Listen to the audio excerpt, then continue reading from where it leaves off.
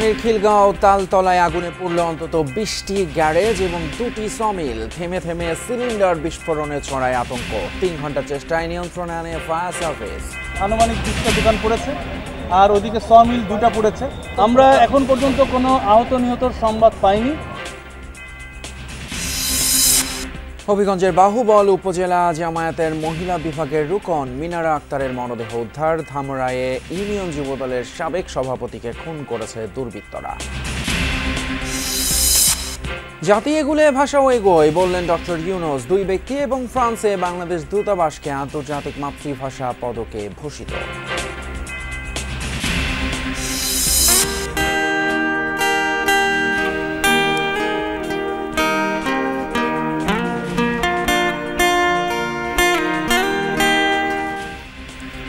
ভাষা শহীদদের শ্রদ্ধা জানাতে প্রভাত ফেরিতে সর্বস্তরের মানুষের ঢল। 52 আত্মত্যাগকে ধারণ করে নতুন বাংলাদেশ গড়ার প্রত্যয়। 21 বলতে আমার মনে হয় মাতৃভাষার প্রতি যে টান, আমাদের দেশের সংস্কৃতির প্রতি যে টান, তার প্রথম অনুভূতি। যে ভাষা শহীদ রক্তে রাঙা করলো তাদের জন্য আমি নিজেকে গর্বিত করতে এখানে এসেছি। গণতন্ত্রের লড়াইয়ের জন্য এদেশের মানুষ কিন্তু 21-এর চেতনাকেই ধারণ করেছে। রাজধানীর খিলগাঁও তালতলা মার্কেটের পাশে 20টি গ্যারেজ এবং 2টি সমিলে লাগা আগুন নিয়ন্ত্রণে এসেছে। ফায়ার সার্ভিসের 10টি ইউনিট 3 ঘন্টার চেষ্টায় আগুন নিয়ন্ত্রণে আনে। গ্যারেজে থাকা কেমিক্যাল এবং গ্যাসের সিলিন্ডার বিস্ফোরণে আগুন দ্রুত ছড়িয়ে পড়ে।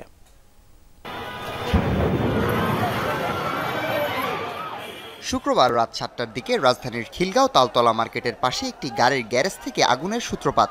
সেখান থেকে পাশে থাকা আরও কয়েকটি গ্যারেজ ও 2টি সমিলে ছড়িয়ে পড়ে আগুন। একে একে ফায়ার সার্ভিসের 10টি ইউনিট ঘটনাস্থলে গিয়ে আগুন নিয়ন্ত্রণে কাজ শুরু করে। তবে থেমে থেমে সিলিন্ডার বিস্ফোরণের কারণে আগুন নিয়ন্ত্রণে বেগ পেতে হয়। একাধিকবার বিস্ফোরণের কারণে আগুন দ্রুত আশেপাশে ছড়িয়ে পড়ে। যে কোণে আগুনটা জ্বলতেছে ওখানে থেকে আগুন লাগছে, লাগার পরে শব্দ করছে ভড়াস করে শব্দ করতে একবারে পুরোটাই গ্রাস হয়ে গেছে। এখানে গাড়ি ছিল, বড় বড় গাড়ি ছিল, সিলিন্ডার ছিল, তারপরে রাবারের কারখানা আছে, গাড়ি এলিয়ন প্রিমিও, জিপ গাড়ি ছিল, স্কোয়ার ছিল, অনেক গাড়ি ছিল। রাবারের গোডাউন আছে, কেমিক্যাল আছে, যে কেমিক্যাল আমরা বাইর করছি এগুলা। ফায়ার সার্ভিস জানায় আগুন নিয়ন্ত্রণে আসলেও গ্যাসের সিলিন্ডার ও কেমিক্যাল থাকায় ঝুঁকি নিয়ে কাজ করতে হয়। আগুনে আনুমানিক 20টি গ্যারেজ ও 2টি সমিল পুড়ে গিয়েছে। আনুমানিক 20টা দোকান পড়েছে আর ওদিকে সমিল 2টা পড়েছে, এটা আমরা বুঝতে পারছি।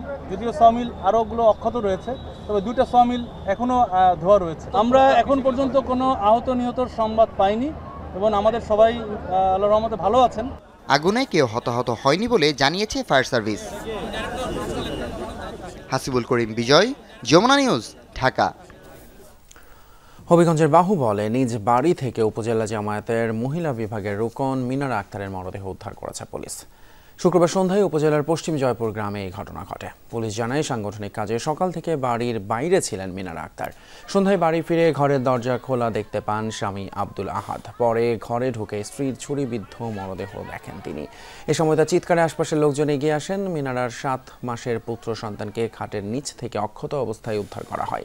নিহত মিনারার স্বামী উপজেলা জামায়াতের সাবেক secretary. Minara Mirpur pilot school and কলেজের সহকারী শিক্ষিকা হিসেবে কর্মরত ছিলেন।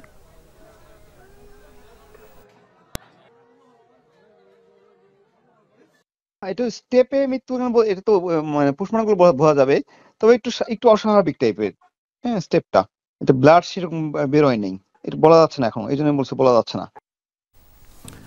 ঢাকার ধামরায়ে স্ত্রীর সামনে প্রকাশ্যে এক যুবদল নেতাকে চোখ উপড়ে এবং কুপিয়ে হত্যা করেছে দুর্বৃত্তরা। বিকেলে ধামরায়ের কুল্লা ইউনিয়নের আকসিরনগর এলাকায় এই ঘটনা ঘটে। নিহতের নাম মোহাম্মদ বাবুল। তিনি স্থানীয় ইউনিয়ন পরিষদে 2 বারের সদস্য এবং কুল্লা ইউনিয়ন যুবদলের সাবেক সহসভাপতি ছিলেন। নিহতের স্ত্রী ইয়াসমিন জানান সরিষা মারাই করছিলেন তারা দুজন। এ সময় সন্ত্রাসীরা তার বাবা ইদ্রিস আলীর সামনেই তাকে ও তার স্বামীকে এলোপাতাড়িভাবে কুপিয়ে জখম করে। এক পর্যায়ে বাবুলের চোখ উপড়ে ফেলে দুর্বৃত্তরা। পরে বাবুলকে উদ্ধার করে সাভারে এনাম মেডিকেল কলেজ হাসপাতালে নিয়ে গেলে কর্তব্যরত চিকিৎসক তাকে মৃত ঘোষণা করেন। এছাড়া গাইবান্ধা শহরের একটি ভাড়া বাসা থেকে এক যুবকের ঝুলন্ত মরদেহ উদ্ধার করেছে পুলিশ। অতুলের গলায় পেঁচানো কাপড়ের দড়ি ঘরের কার্নিশের সঙ্গে বাঁধা ছিল। এই ঘটনায় তার দ্বিতীয় স্ত্রী সুচরিতাকে আটক করেছে পুলিশ। নিহত অতুল চন্দ্র বিশ্বাস গাইবান্ধা পৌরসভার দৈনিক হাজিরা ভিত্তিক 4র্থ শ্রেণীর কর্মচারী ছিলেন। অন্যদিকে রাজশাহীতে পদ্মা নদীর পাড় থেকে মুখ বাঁধা অজ্ঞাতনামা এক যুবকের মরদেহ উদ্ধার করেছে পুলিশ। শুক্রবার সন্ধ্যায় রাজশাহী লালন শাহ মুক্ত মঞ্চের সামনে পদ্মা নদীর পাড় থেকে মরদেহটি উদ্ধার করা হয়। পুলিশ জানায় পদ্মার তীরে মুখে স্কচ টেপ দিয়ে পেঁচানো অজ্ঞাত যুবকের মরদেহ দেখতে পায় স্থানীয়রা। খবর পেয়ে ঘটনাস্থলে যায় পুলিশ। ধারণা করা হচ্ছে বৃহস্পতিবার রাতের কোনো এক সময় শ্বাসরোধে হত্যার পর যুবকের মরদেহটি ফেলে গেছে কেউ। ঘটনাস্থল থেকে ক্রাইম সিন সিআইডি এবং পিবিআই এর সদস্যরা আলামত সংগ্রহ করেছেন বলেও জানিয়েছে পুলিশ। এছাড়া ছাত্রাবাস থেকে রাজশাহী বিশ্ববিদ্যালয়ে এক শিক্ষার্থীর মরদেহ উদ্ধার করেছে পুলিশ। বিশ্ববিদ্যালয়ের পার্শ্ববর্তী মেহেরচণ্ডী এলাকার একটি ছাত্রাবাস থেকে সিলিং ফ্যানের সাথে ঝুলন্ত অবস্থায় তার মরদেহ উদ্ধার করা হয়। বিশ্ববিদ্যালয়ের প্রক্টর অধ্যাপক ডক্টর মাহবুবুর রহমান জানান, সে বেশ কিছুদিন ধরেই হতাশাগ্রস্ত ছিল। আমাদের কাছে মনে হচ্ছে এটা একটা পরিকল্পিত হত্যাকাণ্ড। আমাদের ক্রাইম সিন ইউনিট এসেছে, সিআইডি, তারা কাজ করতেছে, আলামত সঙ্গে কাজ করতেছে। এখন পর্যন্ত তার পকেটে, প্যান্টের পকেটে, ডান পকেটে টাকা পাওয়া গেছে কিছু। পরিচয় এখনো শনাক্ত করা যায় নাই, আননোন ব্যক্তি। যে দেশ পৃথিবীকে নেতৃত্ব দেবে সেই দেশের ভাষা শেখার জন্যই সবাই ছুটে যাবে বলে মন্তব্য করেছেন অন্তর্বর্তী সরকারের প্রধান উপদেষ্টা ডক্টর মোহাম্মদ ইউনূস।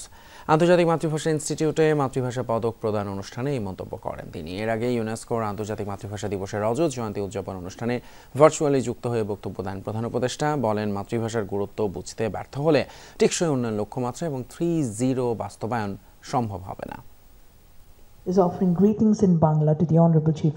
21শে ফেব্রুয়ারি উপলক্ষে আন্তর্জাতিক মাতৃভাষা ইনস্টিটিউটে 4 দিনব্যাপী অনুষ্ঠান। এর উদ্বোধনী পর্বে অন্তর্বর্তী সরকারের প্রধান উপদেষ্টা ডক্টর মোহাম্মদ ইউনূস আন্তর্জাতিক মাতৃভাষা পদক প্রদান করেন। এছাড়া লিঙ্গুইস্টিক অলিম্পিয়াড বিজয়ীদের সনদপত্র প্রদান করেন অন্তর্বর্তী সরকার প্রধান। জাতীয় পদক পেয়েছেন ভাষাবিজ্ঞানী ও ভাষা গবেষক অধ্যাপক আবুল মনসুর মোহাম্মদ আবু মুসা।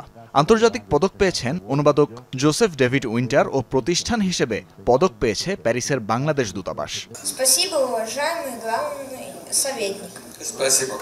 প্রধান উপদেষ্টাকে দেয়া শিশু কিশোরদের বিভিন্ন ভাষার সম্ভাষণ উপস্থিত সবাইকে শোনান ডক্টর ইউনূস। প্রধান উপদেষ্টা তার বক্তব্যে বলেন, প্রযুক্তির প্রাধান্যের সাথে ভাষাও প্রাধান্য পায়। যে দেশ পৃথিবীকে নেতৃত্ব দেবে সেই দেশের ভাষা শেখার জন্যই সবাই ছুটে যাবে। ডক্টর ইউনূস বলেন, জাতি এগোলে ভাষাও এগোয়, সম্মান বাড়ে ভাষার। যে দেশ পৃথিবীতে নেতৃত্ব দেবে, পৃথিবী সে দেশের ভাষার দিকে ঝুঁকে পড়বে, এটাই নিয়ম। যে দেশের কিছু দেবার নেই, সে দেশের ভাষাতেও পৃথিবীর আগ্রহ নেই। এর আগে বিকেল 3টায় প্যারিসে ইউনেস্কো হেডকোয়ার্টারে আন্তর্জাতিক মাতৃভাষা দিবসের রজত জয়ন্তী পালন অনুষ্ঠানে ভার্চুয়ালি বক্তব্য প্রদান করেন প্রধান উপদেষ্টা। এ সময় তিনি বলেন, মাতৃভাষার গুরুত্ব বুঝতে ব্যর্থ হলে টেকসই উন্নয়ন লক্ষ্যমাত্রা এবং 3-0 বাস্তবায়ন সম্ভব হবে না। ব্যক্তি, সংস্কৃতি ও ঐতিহ্যকে ধরে রাখতে হলে একটি ভাষাকেও বিলুপ্ত হতে দেওয়া যাবে না বলে মন্তব্য করেন তিনি। এ সময় উচ্চশিক্ষায় মাতৃভাষার প্রতিবন্ধকতা দূর করার উপরও জোর দেন তিনি। All this will be for nothing if we fail to communicate these understandings of leaving no one behind to each other in their own languages. That is how we can build inclusive societies through multilateralism. প্রধান উপদেষ্টার বক্তব্যের পর ইউনেস্কোর রজত জয়ন্তী উদযাপনে এক সাংস্কৃতিক আয়োজনে ছিল বাংলাদেশের শিল্পীদের পরিবেশনা। তানভীর মৌসুম, যমুনা নিউজ, ঢাকা। বাংলাদেশের ভিত্তিমূল গড়ে দেয়া 52 ভাষা শহীদদের প্রতি শ্রদ্ধা জানালো জাতি। শহরের সব পথ যেন মিশেছিল স্মৃতির মিনারে। ঘুচে গিয়েছিল বয়সের বিভেদ। সংঘবদ্ধ হয়ে একা কিংবা পরিবার পরিজন নিয়ে সবাই অংশ নেন প্রভাত ফেরিতে। বেদনার সুরে তারা স্মরণ করেন অকুতভয় সালাম, রফিক, জব্বারদের। মায়ের ভাষার প্রতি অকৃত্রিম ভালোবাসার 21-এর সেই অদম্য সাহস ছড়িয়ে পড়বে প্রজন্ম থেকে প্রজন্মান্তরে, এমনটাই প্রত্যাশা সবার। SRS আলীর ছবিতে আলামিন হক অহনের রিপোর্ট।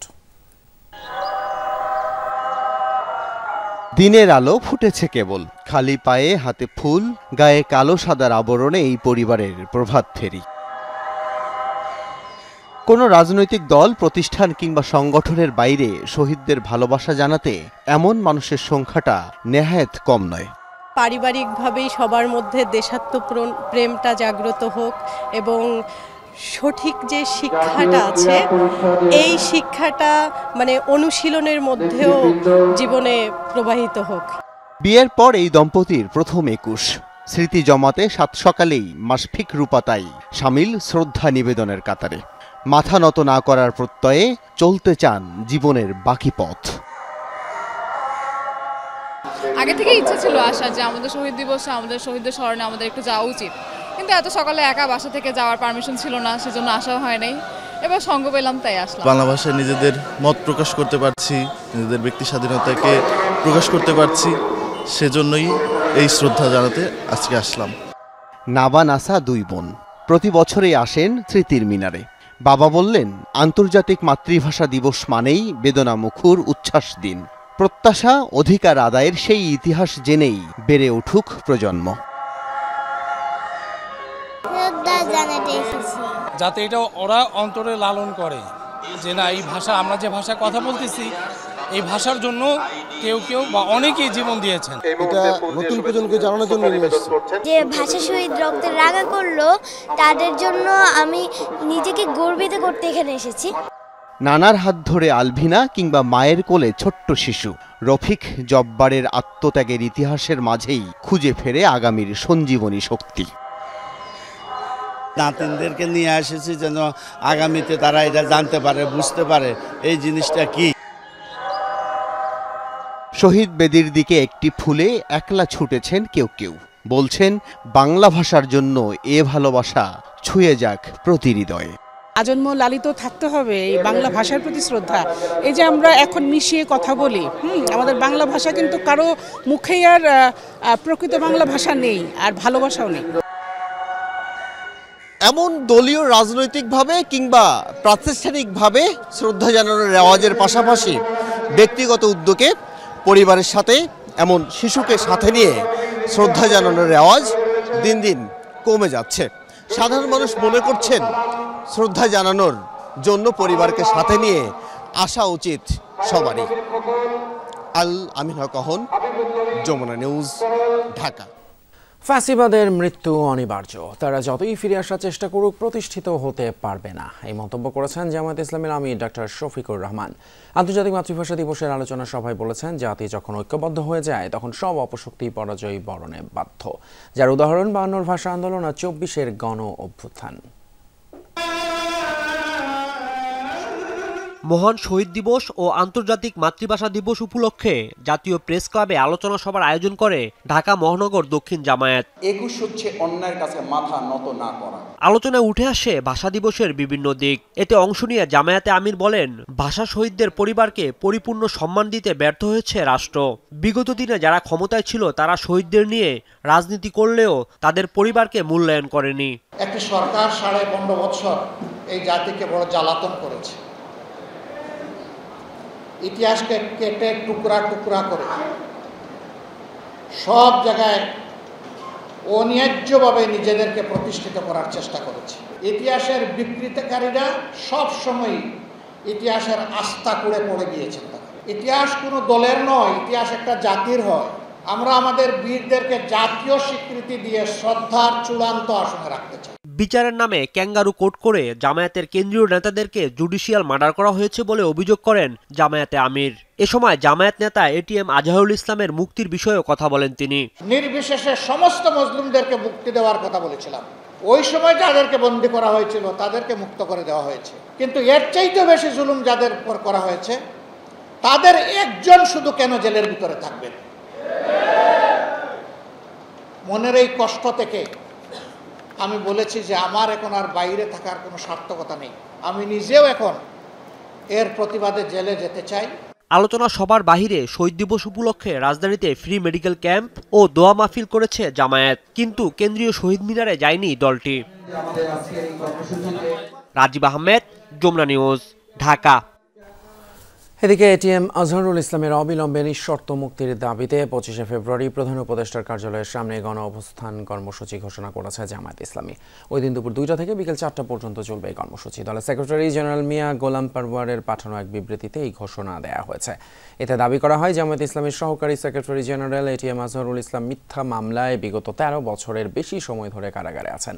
ফ্যাসিস্ট সরকারের পতনের পর ফ্যাসিবাদ বিরোধী রাজনৈতিক দলের অনেক নেতাকর্মী মুক্তি পেয়েছেন, কিন্তু অন্তর্বর্তী সরকার ক্ষমতা গ্রহণের প্রায় 6.5 মাস অতিবাহিত হওয়া সত্ত্বেও এটিএম আজহারুল ইসলাম মুক্তি লাভ করেননি।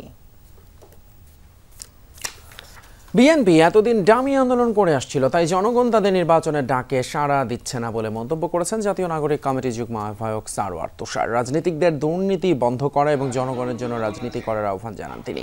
মহান 21শে ফেব্রুয়ারি আন্তর্জাতিক মাতৃভাষা দিবস উপলক্ষে রাজধানীতে জাতীয় নাগরিক কমিটির আলোচনা সভায় এসব কথা বলেন সংগঠনের যুগ্ম আহ্বায়ক।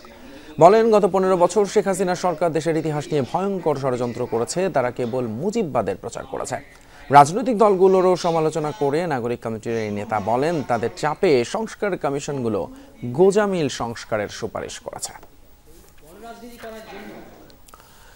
গত 15 বছরে 4,500-এরও বেশি মানুষ বিচার বহির্ভূত হত্যার শিকার হয়েছেন বলে অভিযোগ করেন অ্যাটর্নি জেনারেল মোহাম্মদ আসাদুজ্জামান। বিকেলে ঝিনাইদহের শৈলকুপায় এক বিতর্ক প্রতিযোগিতার সমাপনী অনুষ্ঠানে তিনি এই মন্তব্য করেন। অ্যাটর্নি জেনারেল বলেন, গণতন্ত্র এবং ভোটের অধিকার চাওয়াই হত্যার শিকার এসব মানুষ। 2000 মানুষের রক্তের বিনিময়ে অর্জিত জুলাই বিপ্লব ব্যর্থ হতে দেয়া যাবে না বলেও মন্তব্য করেন মোহাম্মদ আসাদুজ্জামান। মাসব্যাপী এই বিতর্ক প্রতিযোগিতায় উপজেলার 7টি প্রতিষ্ঠানের শিক্ষার্থীরা অংশ নেয়।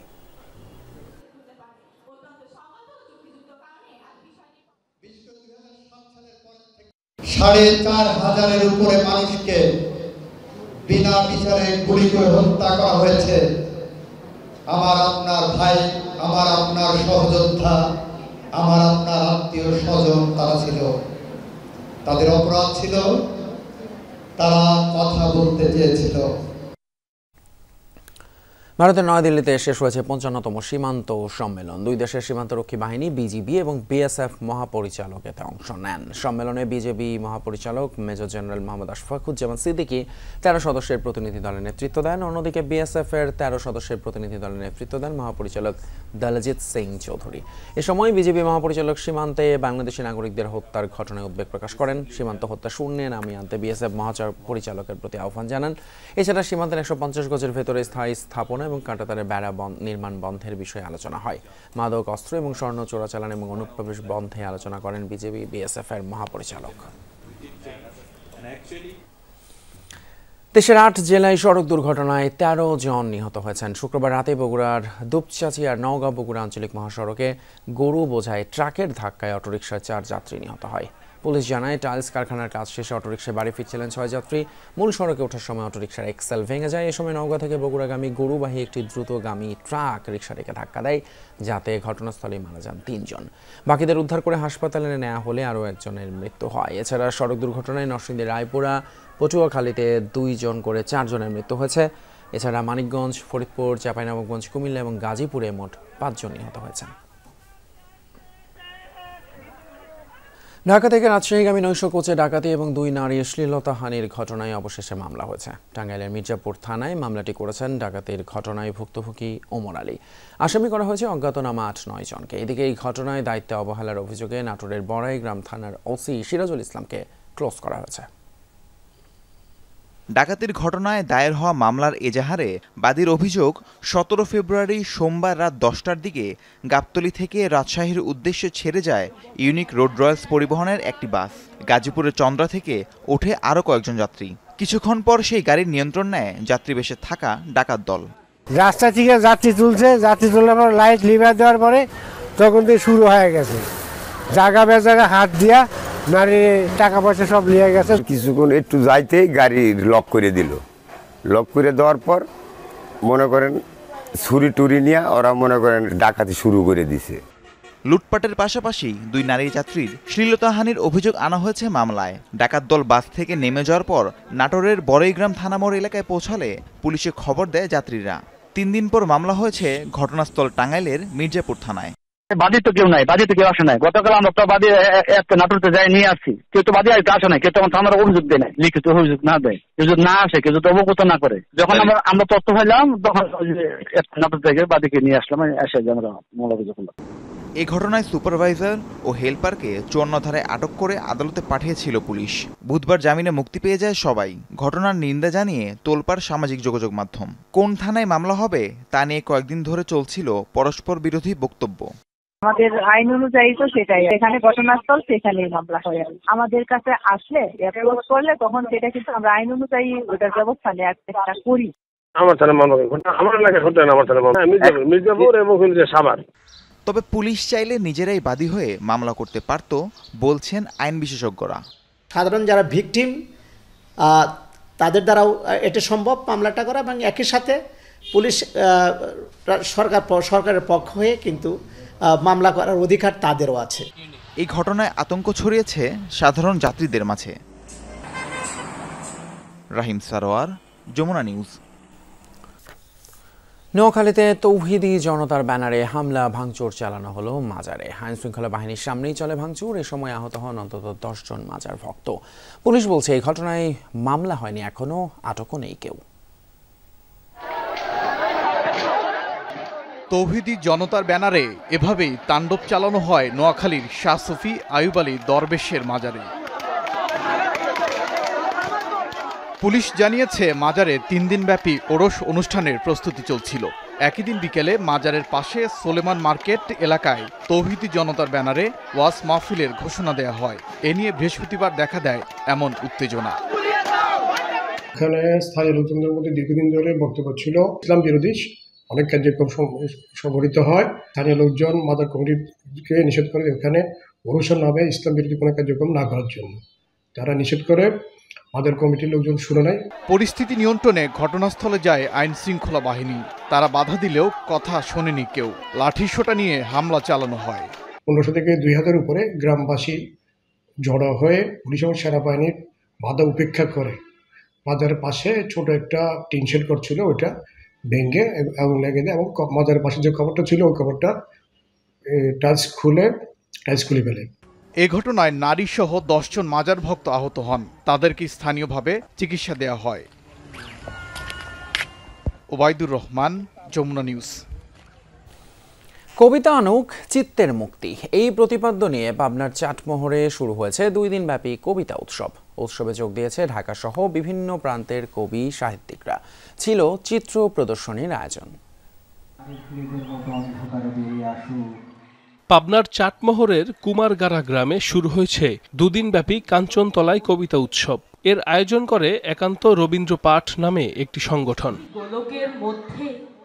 উৎসবের উদ্বোধন করেন বরেণ্য আবৃত্তি শিল্পী ডক্টর ভাস্কর বন্দ্যোপাধ্যায়। ঢাকার পাশাপাশি উৎসবে যোগ দেন স্থানীয় ও নতুন প্রজন্মের শিল্পীরা। এরকম আয়োজন আমাদের নতুন যে প্রজন্ম আছে তাদেরকে কবিতার প্রতি আরো বেশি আকৃষ্ট করবে। সুন্দর মনোরম পরিবেশে এরকম একটা প্ল্যাটফর্ম আমাদের জন্য, মানে নবীন প্রজন্মদের জন্য খুবই ভালো। কাঞ্চনতলার কবিতা উৎসবকে আমাদের গ্রামীণ জীবনের প্রাণের কবিতা উৎসব বলে আমরা মনে করি। সকলের অংশগ্রহণে আমাদের এই উৎসব আগের বারের চেয়েও আরো বেশি প্রাণবন্তই মনে হচ্ছে। এটাকে আমি মনে করি যে বাংলা ভাষার প্রতি ভালোবাসা, বাংলা ভাষা আরো ছড়িয়ে দেওয়া স্থানীয়দের মধ্যে এবং সব জায়গায়। কবিতা উৎসবের পাশাপাশি জীবনের জন্য শিল্প শিরোনামে রয়েছে চিত্র প্রদর্শনী। SM মাসুদ জানার একক এই চিত্র প্রদর্শনীর উদ্বোধন করেন সংস্কৃতি বিষয়ক মন্ত্রণালয়ের সাবেক সচিব আক্তারি মমতাজ। সাহিত্যকে বাংময় করে তুলবার জন্য এই প্রদর্শনীগুলো অনেক সহায়ক ভূমিকা পালন করে। একান্তর আয়োজনের যে কবিতা উৎসব প্রতি বছরে এখানে হয়, উৎসবের মধ্যে আমাদের এই যে এরকম প্রদর্শনী করতে পারি, যে কারণে আমরা ভীষণভাবে আনন্দিত। আয়োজকরা জানান, গ্রামকে আলোকিত করার মাধ্যমে শহরকে আলোকিত করতে এমন আয়োজন তাদের।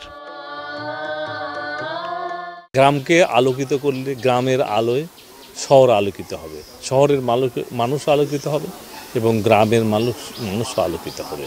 অপ্রতিরোধ্য বিপুল টাইফুন। সাইফ আহমেদ, যমুনা নিউজ। আন্তর্জাতিক মাতৃভাষা দিবসে অমর একুশে বইমেলায় ছিল পাঠক এবং দর্শনার্থীদের উপচে পড়া ভিড়। দুপুরের পর থেকেই বাড়তে শুরু করে অসংখ্য দর্শনার্থীর আগমন।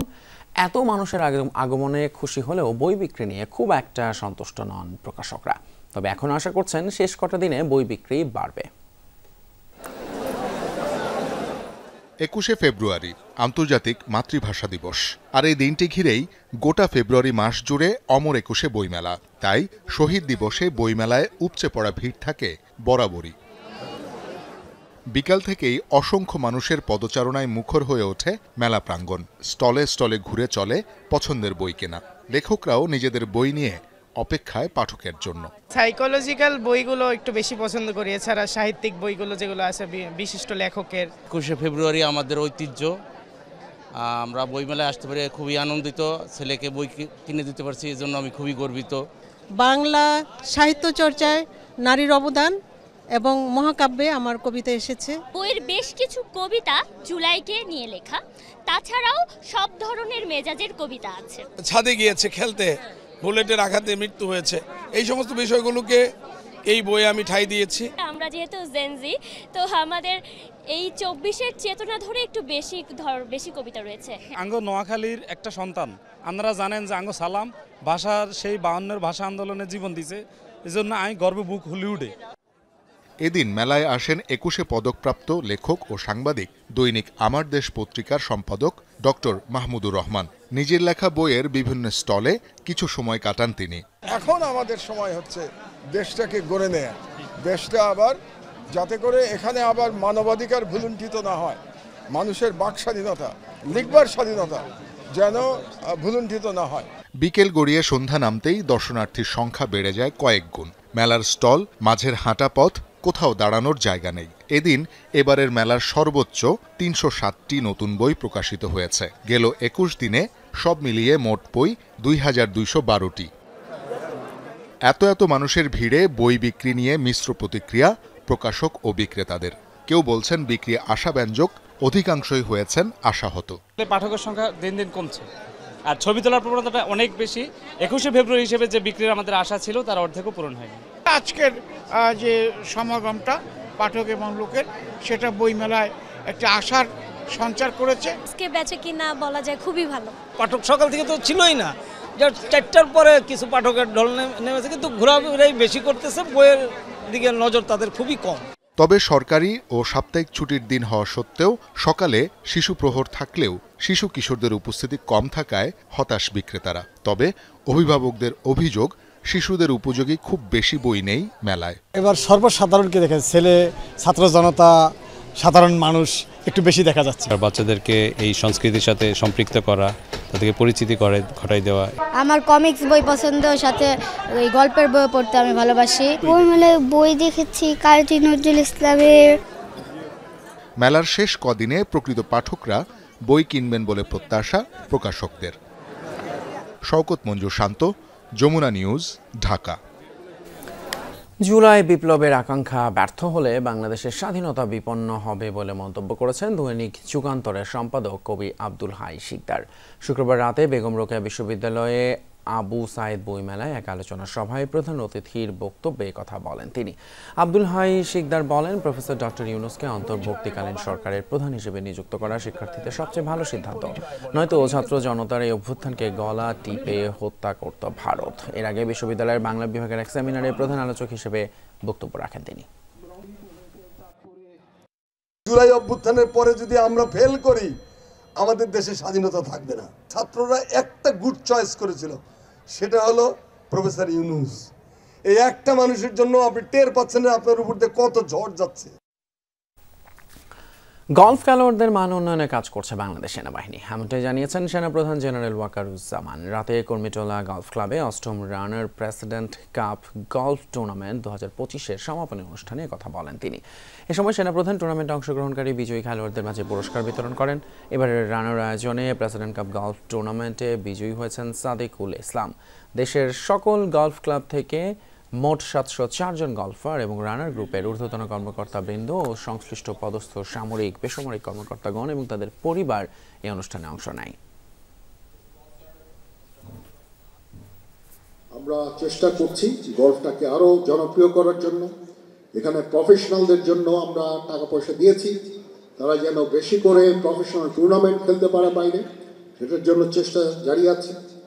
আমাদের গলফের একাডেমি আছে, সেই একাডেমিতেও চেষ্টা হচ্ছে ইয়াং জেনারেশনকে গলফে অভ্যস্ত করা। সাপ্তাহিক ছুটির দিনে পর্যটকের পদচারণায় মুখর পর্যটন নগরী কক্সবাজার। পরিবার, পরিজন, বন্ধু-বান্ধব নিয়ে দূর দূরান্ত থেকে ঘুরতে আসা পর্যটকেরা আনন্দে মাতেন সৈকত পাড়ে। বাড়তি পর্যটকদের নিরাপত্তা দিতে সজাগ ভূমিকায় রয়েছে প্রশাসন। সাপ্তাহিক ছুটির দিনে পর্যটন নগরী কক্সবাজারের চিত্র এখন এমন। সৈকতের 3টি পয়েন্টেই পর্যটকদের উপচে পড়া ভিড়।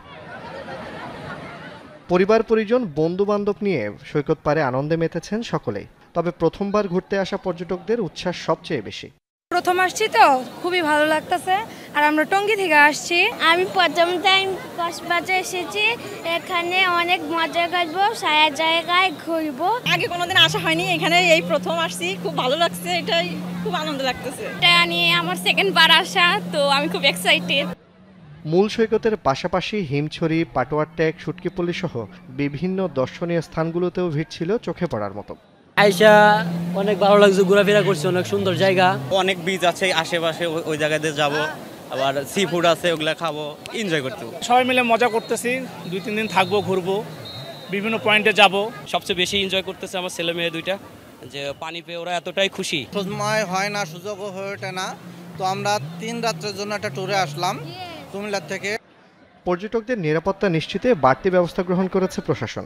পর্যটকরা আসলে অনেকেই আসলে নির্দেশনা মানে, অনেকে মানে না, তারপরে আমরা চেষ্টা করতেছি আমাদের নির্দেশনাগুলো দিয়ে যাওয়ার জন্য। জোবায়েত ইবনে শাহাদাত, যমুনা নিউজ।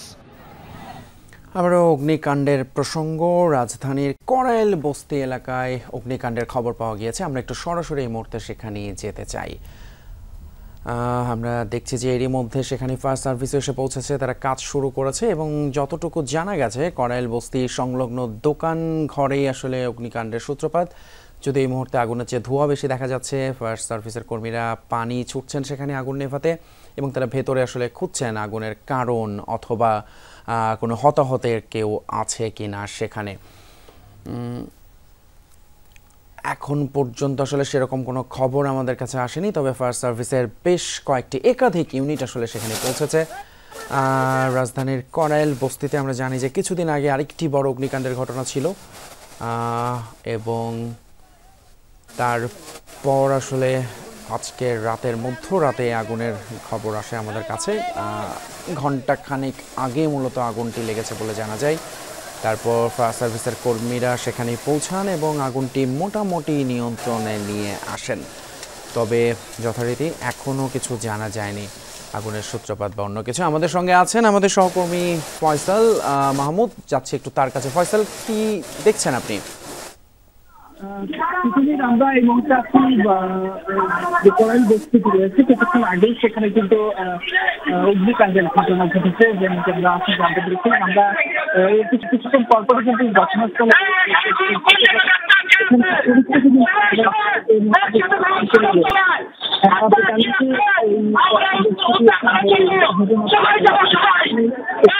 আশেপাশের যে সকল স্টেশন প্রস্তুতি থাকে না, যার কারণে যে ঘটনাটি আসছে সেটি কিন্তু বেশ অল্পদিনের মধ্যে নিয়ন্ত্রণ করা গেছে বলে বোঝা যাচ্ছে। আমরা এখানকার যারা রয়েছেন, আমরা দেখছিলাম করাইলে অগ্নিকাণ্ডের সর্বশেষ খবর। নিশ্চয়ই এই বিষয়ে পরবর্তীতে আপডেট পেলে আপনাদের জানানো হবে। এই মুহূর্তে আমরা প্রবাসের কিছু খবর জানাতে চাই। যুক্তরাজ্য শাখা কৃষক দলের সদস্য সচিব শাহ মোহাম্মদ ইব্রাহিমের বাহরাইন সফর উপলক্ষে সংবর্ধনা প্রদান করেছে বিএনপির বাহরাইন শাখা। দেশটির রাজধানী মানামাতে বাহরাইন ইন্টারন্যাশনাল হোটেলে পবিত্র কোরআন তেলাওয়াতের মাধ্যমে শুরু হয় অনুষ্ঠান। সভাপতিত্ব করেন সংগঠনের সাবেক সভাপতি সাবের আহমদ। যৌথভাবে অনুষ্ঠানটি পরিচালনা করেছেন সংগঠনের সাবেক সাধারণ সম্পাদক সিরাজুল ইসলাম চুন্নু এবং সাবেক সাংগঠনিক সম্পাদক মোহাম্মদ নাসির উদ্দিন। প্রধান অতিথি ছিলেন শাহ মোহাম্মদ ইব্রাহিম। বিশেষ অতিথি ছিলেন সংগঠনের সাবেক উপদেষ্টা খ.ম. আশরাফ উদ্দিন এবং স্কয়ার মেডিকেলের চেয়ারম্যান মোহাম্মদ মোজাহিদুল ইসলাম। প্রধান বক্তা ছিলেন বাংলাদেশ বিজনেস কমিউনিটি সাধারণ সম্পাদক আলাউদ্দিন আহমেদ। বিশেষ বক্তা ছিলেন মোহাম্মদ মকবুল হোসেন মকুল। এ সময় বাংলাদেশ থেকে টেলিকনফারেন্সে বক্তব্য রাখেন সংগঠনের সাবেক প্রধান উপদেষ্টা ফয়সাল মাহমুদ চৌধুরী। এ সময় আরও উপস্থিত ছিলেন যুবদল, স্বেচ্ছাসেবক দল, শ্রমিক দল সহ বিভিন্ন শাখা কমিটির নেতৃবৃন্দ। অনুষ্ঠান শেষে বিএনপি চেয়ারপারসন বেগম খালেদা জিয়ার সুস্থতা কামনা করে বিশেষ দোয়া ও মোনাজাত করা হয়। বাহরাইন বিএনপির সাবেক সভাপতি সাবের ভাইকে এবং চুন্নু ভাই এবং বর্তমানে যারা অর্গানাইজ আছে আলাউদ্দিন সহ আরও যারা আছে সবাইকে আমি আমার কৃষক দলের পক্ষ থেকে এবং যুক্তরাজ্য বিএনপির পক্ষ থেকে এবং জনাব তারেক রহমানের পক্ষ থেকে ধন্যবাদ জানাচ্ছি। শাহ মোহাম্মদ ইব্রাহিম ভাইকে আমরা বাহরাইন বিএনপির পক্ষ থেকে সম্বর্ধনা অনুষ্ঠান দিতে পেরে তাকে আমরা ধন্যবাদ জানাচ্ছি। আমাদের বাহরাইন বিএনপির পক্ষ থেকে ধন্যবাদ জানাচ্ছি। আগত বাহরাইন কেন্দ্রীয় কমিটির সকল নেতৃবৃন্দকে ধন্যবাদ জানাচ্ছি। আবারও প্রকাশ্যে বক্তৃতা দিতে পারবেন জনপ্রিয় ইসলামী চিন্তাবিদ এবং বক্তা ডক্টর জাকির নায়েক। নিষেধাজ্ঞা প্রত্যাহার করে নিয়েছে মালয়েশিয়া। জনসম্মুখে বক্তৃতা দিতে 2019 সালে নিষেধাজ্ঞা জারি হয়েছিল ডক্টর জাকির নায়েকের বিরুদ্ধে। অভিযোগ, মালয়েশিয়ায় বসবাসরত হিন্দু ও মুসলমানদের অধিকার এবং চীন বিষয়ে বিদ্বেষমূলক মন্তব্য করেছিলেন তিনি। ফলে তার উপর সাময়িক নিষেধাজ্ঞা জারি করে মালয়েশিয়ার পুলিশ। তবে বর্তমানে তার বিরুদ্ধে এমন কোনো নিষেধাজ্ঞা নেই বলে সংসদের অধিবেশনে বিবৃতি দিয়েছেন মালয়েশিয়ার স্বরাষ্ট্রমন্ত্রী সাইফুদ্দিন নাসরুশন ইসমাইল। গেল শুক্রবার দেশটির বেশ কয়েকটি গণমাধ্যমের বরাতে জানা যায় এই তথ্য। যথাযোগ্য মর্যাদায় টোকিও ইকেবুকোরো শহীদ মিনারে পালিত হলো আন্তর্জাতিক মাতৃভাষা দিবস। জাপানে নিযুক্ত বাংলাদেশের রাষ্ট্রদূত দাউদ আলী দূতাবাসের পক্ষ থেকে প্রথম পুষ্পস্তবক অর্পণ করেন। এরপর জাপান শাখা বিএনপির পক্ষ থেকে সভাপতি রেজা মীর, সাধারণ সম্পাদক এমদাদুল ইসলাম মনি সহ নেতাকর্মীরা শ্রদ্ধা জানান। বৃহত্তর খুলনা কমিউনিটি জাপানের পক্ষ থেকে সভাপতি জাকির জোয়াদ্দার, উপদেষ্টা ডাক্তার শেখ আলিমুজ্জামান সহ সংগঠনটির নেতৃবৃন্দ পুষ্পস্তবক অর্পণ করেন। এছাড়াও বৃহত্তর বরিশাল সোসাইটি, ব্রাহ্মণবাড়িয়া সোসাইটি, মাদুল সাংস্কৃতিক দল এবং কেন্দ্রীয় স্বেচ্ছাসেবক দল জাপান শাখার পক্ষ থেকে শ্রদ্ধা জানানো হয়। রাষ্ট্রীয় অর্থায়নে বহির্বিশ্বের সর্বপ্রথম নির্মিত শহীদ মিনারটির নাম ফলকে সাবেক প্রধানমন্ত্রী বেগম খালেদা জিয়ার নাম থাকায় ফলকটি ভেঙে ফেলা হয়েছিল। আন্তর্জাতিক মাতৃভাষা দিবসের আগে নাম ফলকটি প্রতিস্থাপন করেন সদ্য দায়িত্বপ্রাপ্ত জাপানের নিযুক্ত রাষ্ট্রদূত দাউদ আলী।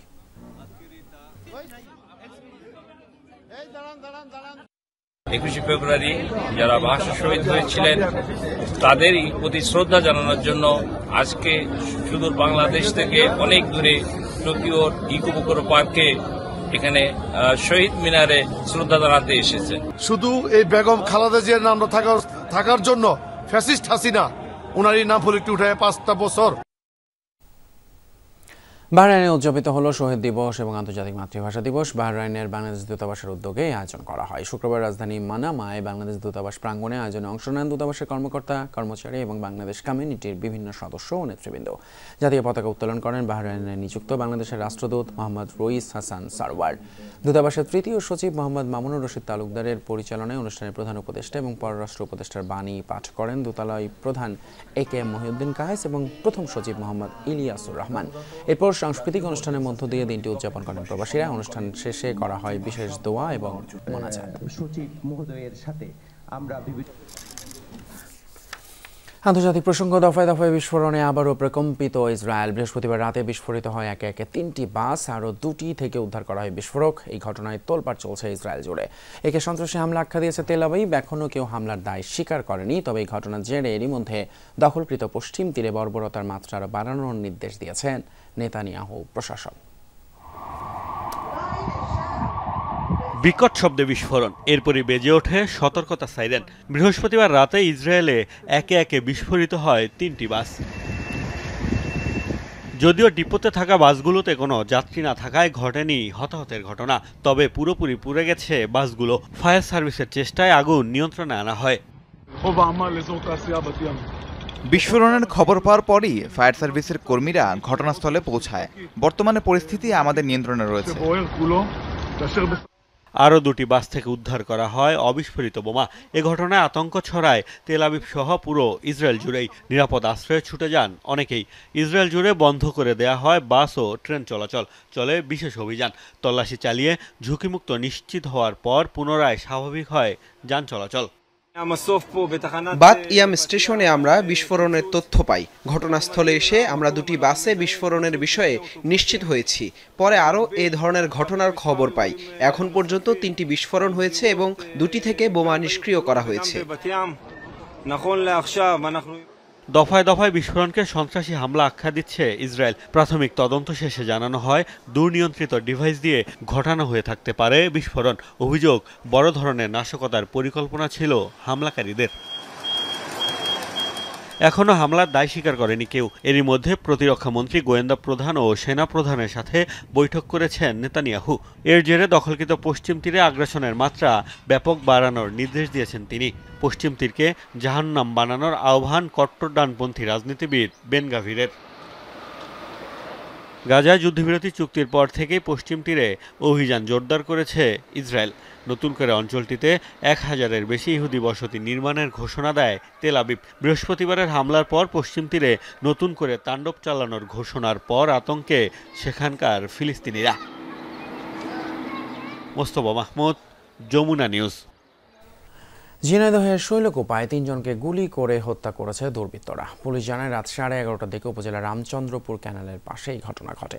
প্রথমে গোলাগুলির খবর পায় পুলিশ, পরে জানা যায় 3 জনের মরদেহ পড়ে আছে, সাথে 2টি মোটরসাইকেল। তবে কারো পরিচয় পাওয়া যায়নি। ঘটনার কারণ জানতে তদন্ত করছে পুলিশ। আবার আন্তর্জাতিক শনিবার আরও 6 ইসরায়েলি জিম্মিকে মুক্তি দেবে হামাস। ইসরায়েলের হাতে জিম্মি 602 জন ফিলিস্তিনির মুক্তির বিনিময়ে অনুষ্ঠিত হতে যাচ্ছে এই বন্দি বিনিময়। মুক্তির আশায় রয়েছেন এলিয়া কোহেন, অমর শেম টভ, ওমর ওয়েনকোর্ট, টাল সোহাম, ভেরা মেনগিস্টু এবং হিশাম আল সায়েদ নামের 6 ইসরায়েলি। 2023-এর 7 অক্টোবর ইসরায়েলে অভিযান চলাকালীন সময়ে হামাসের হাতে আটক হন এই 6 জিম্মি। শনিবার গাজায় তাদের ইসরায়েলের কাছে হস্তান্তর করবে হামাস। বিনিময়ে 602 জন ফিলিস্তিনি জিম্মিকে হামাসের কাছে ফেরত দেবে ইসরায়েল।